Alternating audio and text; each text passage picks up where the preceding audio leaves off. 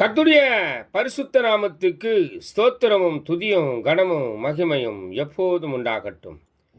இந்த நல்ல 9ஆம் மாதம் 30ஆம் தேதியை காண செய்த தேவாதி தேவனுக்கு கொடான கொடி ஸ்தோத்திரம். கர்த்தரின் மகிமை ஆத்தும ஆதாயம் சுவிசேஷ ஊழியத்தின் சார்பாக இன்றைய நாளுக்கான சில நிமிட தேவ செய்தி கேளுங்கள்.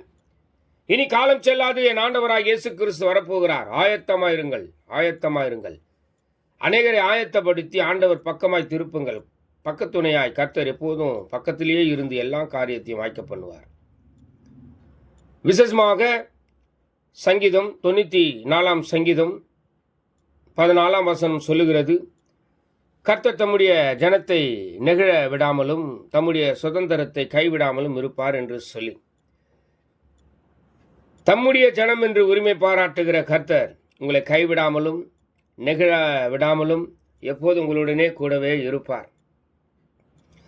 எல்லோரும் கைவிடலாம், டாக்டர் கைவிடலாம், மனிதர்கள் கைவிடலாம், உறவுகள் கைவிடலாம், உற்றார்கள் கைவிடலாம், எல்லோரும் கைவிடலாம், நம்பினவர்கள் கைவிடலாம், எல்லாரும் கைவிடலாம். ஆனால் கைவிடாத கர்த்தர், கை கொடுத்து தூக்குற கர்த்தர், கரம் பிடித்து தூக்கி கண்மலை மேல் நிறுத்துகிற கர்த்தர் கைவிடாமல் இருந்து உங்களை காத்துக்கொள்வார். உங்களை நெகிழ விடாமலும் இருப்பார், உங்களை பாதுகாப்பார், அவருடைய சுதந்திரத்தை ஆசீர்வதிப்பார்.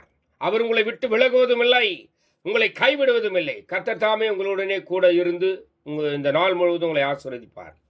God bless you. God bless you. Amen.